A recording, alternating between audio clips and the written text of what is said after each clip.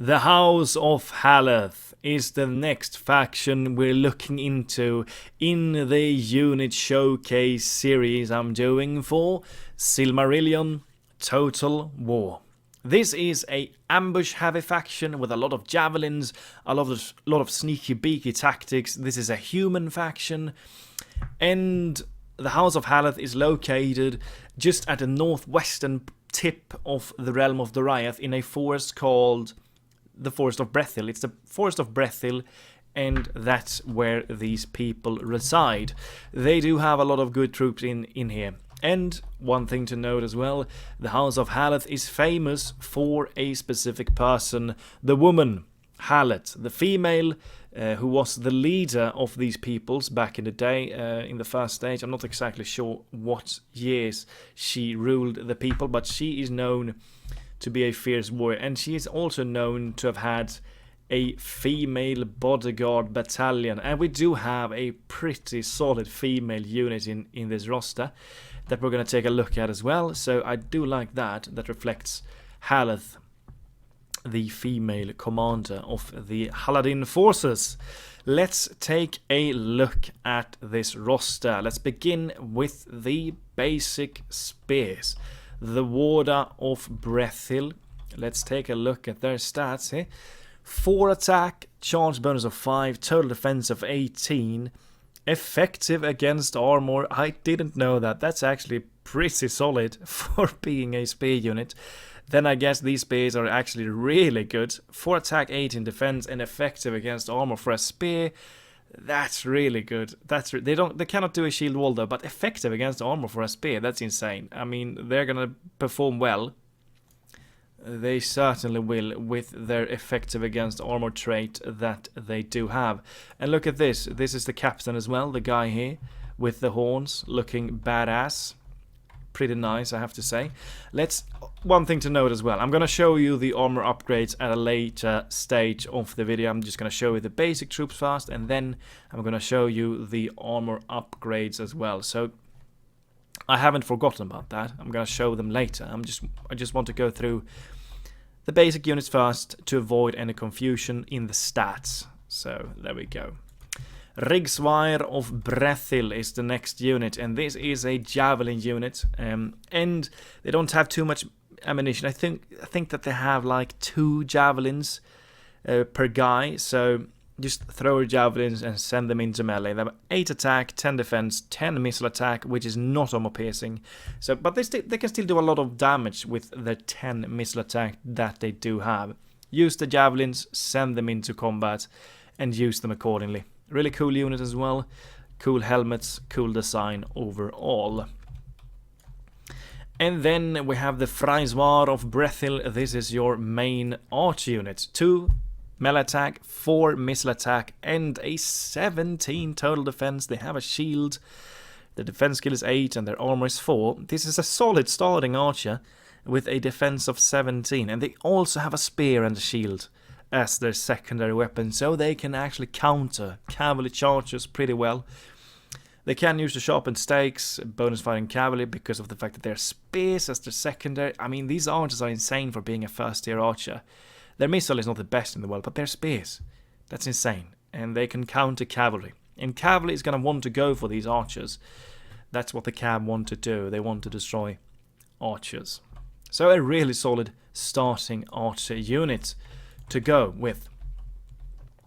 And we have these 2 units. These 2 units, their stats are more on par to being in this tier, maybe even a bit higher than this tier, but the low numbers are just making them in this tier, because they're not going to win against these kinds of troops with them being so small in numbers. They're quite cheap because of the fact that they're so small in numbers.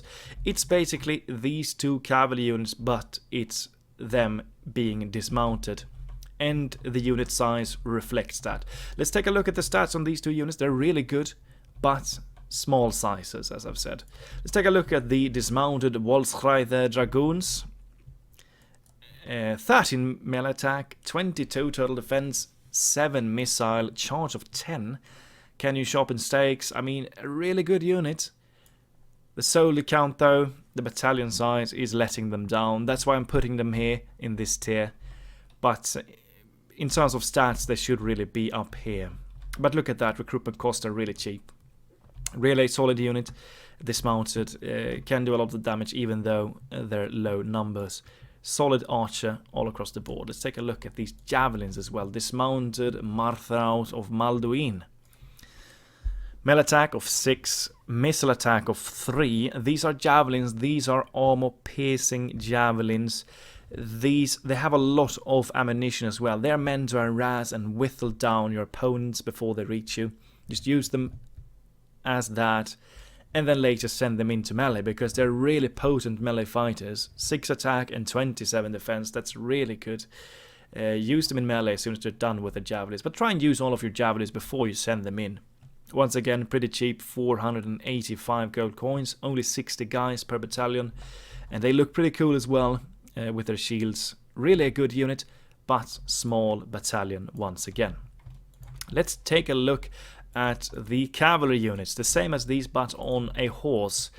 Marthraut of Malduin on a horse. Let's take a look at these guys. 6 melee attack, 4 missile, once again effective against armor, but these are meant to harass your opponent. I think they have a lot of ammunition as well in this unit, so use them at that, and then charge in with the cav. This is a charging cav, 15 charge.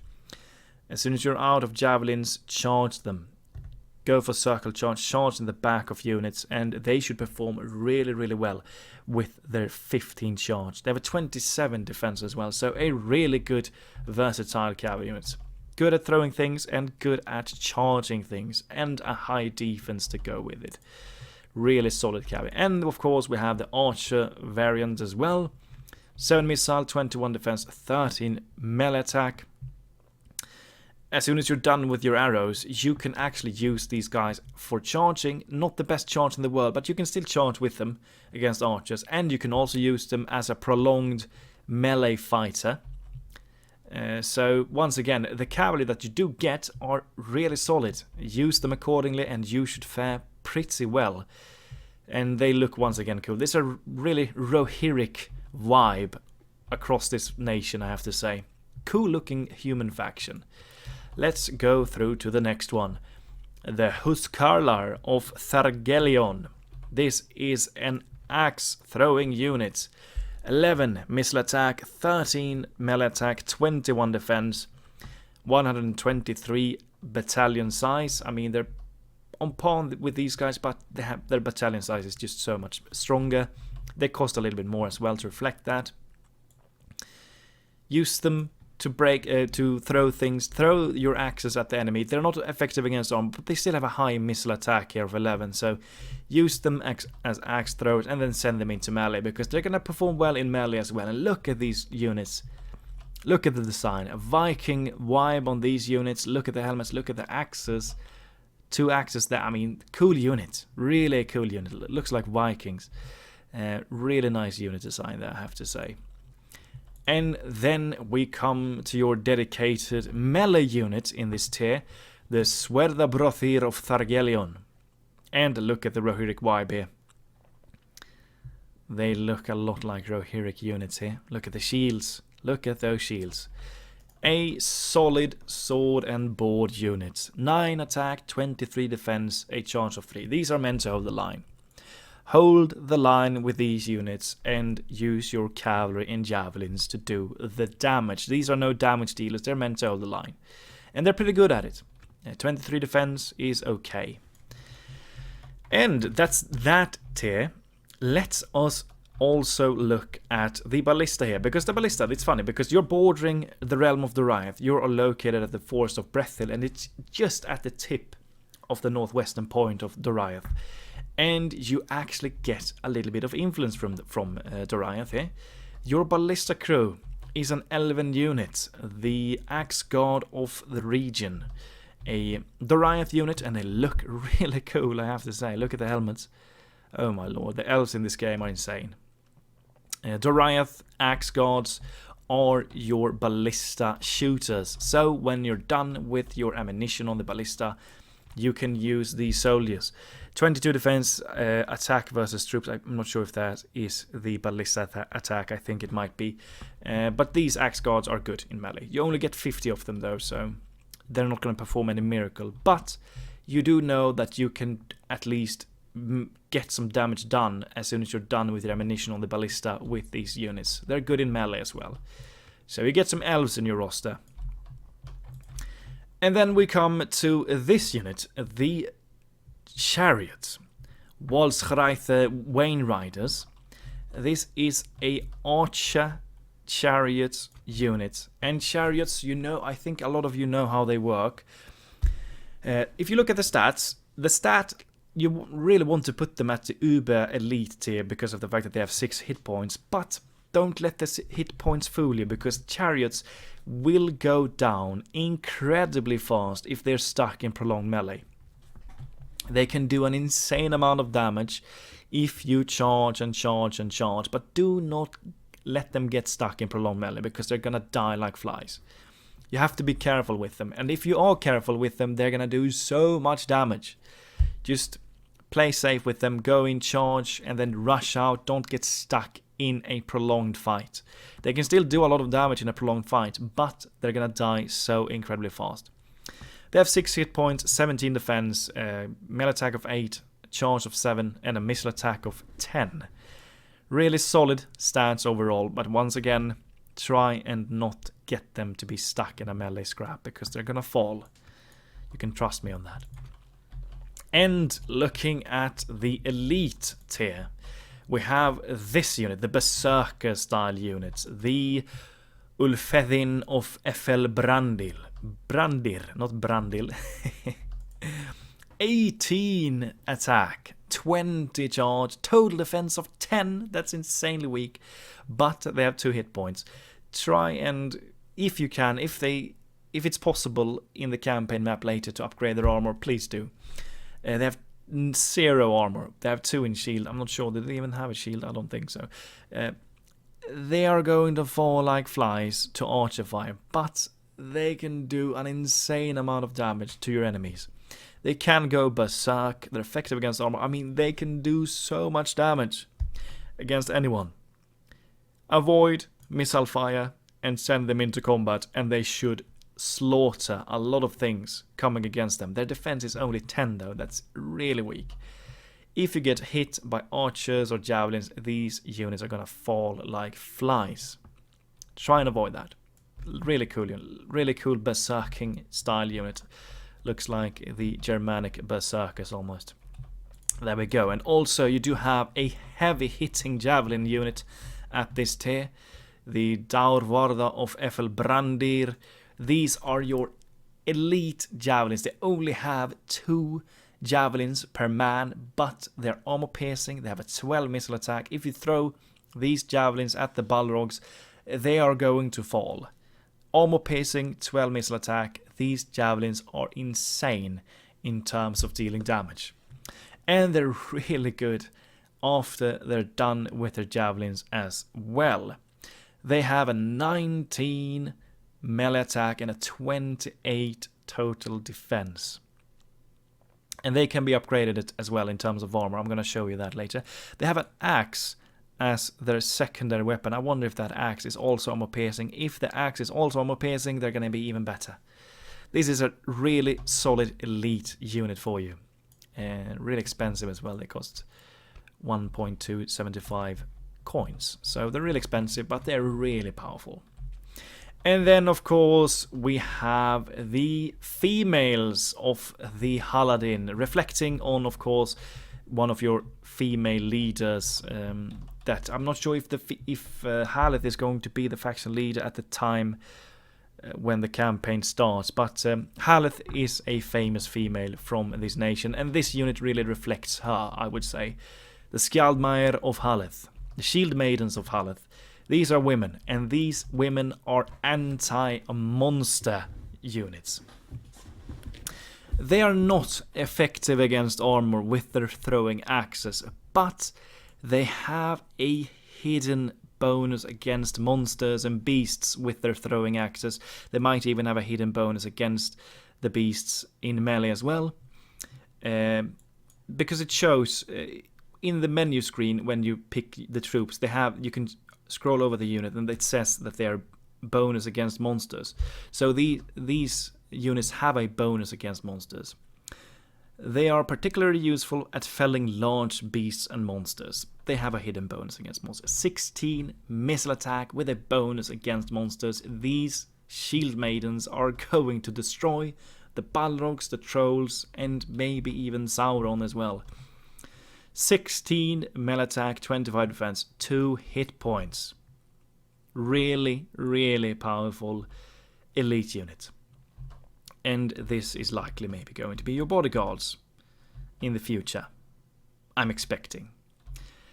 There we go. That is the roster of the Haladin. I'm going to pause recording now and return to you with the armor upgrades as well to show you the different units and the different upgrades. So just bear with me and I'll see you soon. So these are the units that do get a visual upgrade. The Rigsvair of Brethil, the Swerda Brothil of Thargelion, and the Daur Warda of Efelbrandir. Let's take a quick little look at the upgrades. This is how they look without being upgraded. The javelin, the starting tier javelin troops that you do get, and this is how they look when they have been upgraded. Really a cool upgrade here. A Rohirric vibe. And a little bit of a Viking vibe. Yeah, cool upgrade. Look here. The armor is looking great. Cool upgrades. Cool upgrades. And then we have 2 upgrades on the Swerda Brathir of Thargelion. This is how they look regularly without upgrades. And this is their second upgrade. They look a bit more buffed up and a little bit more heavily armored with the shoulders there. I think that's about it that is changing a little bit. No, that's I think the shoulders is the thing that is changing with them. Maybe something more. A little bit of a change. They're getting this thing here as well. But other than that, nothing has changed with them. Maybe no, they do still have the mantle. That's how they look with the bronze tier. And then they do get a pretty large overhaul at the silver armor. And they look like this. They look a little bit less elite in this look, but they look a bit more buffed up. I mean, they look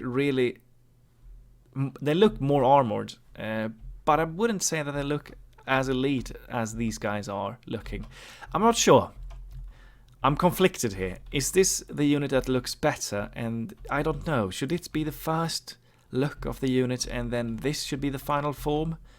Let me know what you think. I'm not sure. I'm not sure. I don't think that these guys look as powerful as these units here. But that might just be me.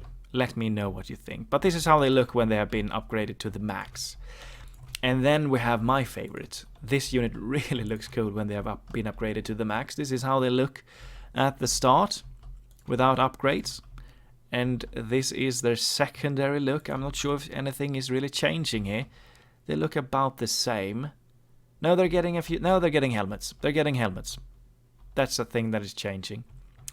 But the final form looks really good. This unit looks insane in the final form. Look at this. This is how they look when they have been upgraded to the max, and boy, do they look good. They look insane. This unit looks insanely badass when they've been upgraded to the max. Really cool addition here with the visual upgrades. This is, in my opinion, the best looking unit with the visual upgrades. Let's take a look at the back as well. Yeah, getting the black mantle there. Mantle, this is more like a... I don't know how to say it in English, I'm sorry. But you know what I mean, I think. Cool unit. Badass. My favorite, I think, with that design. And there we have it. And we shall also take a little look at how this faction plays in a fight. Just bear with me a second here. Let's have a little bit of a battle against the faction that I'm gonna show you in the next unit showcase. And that's a faction that has been updated in how they look. It's the sexiest nation in the game and the faction that I am going to play first without a doubt. They look incredible. I'm not gonna show you exactly just yet. Let lines clash before I show you. And we're clashing. I do like that I have some fog on the map as well, because you won't be able to see clearly what the faction is. This faction has been updated. You won't be able to play this faction the way they look at the moment, because I'm on a test patch, but this is what you can expect later. I'm not gonna show you everything here. We're having a bit of a scrap here against the enemy. What can it be? What is this faction? I think you're gonna notice soon what the faction is. I'm just gonna zoom in quickly on one of the units here quickly. What can this be? Looks like an elven faction. What is going on here? It's a lot of red. A lot of red. I think you've all guessed it. The sexiest faction in the game, hands down, is the House of Fëanor. And that's the faction I'm gonna show you. Oh, the game crashed. Well, the faction of Fëanor is going to be the next faction that I show. I hope that you enjoyed this video. This is actually the second time this video is crashing with me showing the units. I think there might be some units here that is crashing the game. I'm not entirely sure, but that could be the case. Well, the faction of Fëanor is the next faction. I hope that you've enjoyed. Have a beautiful day. Goodbye to you all.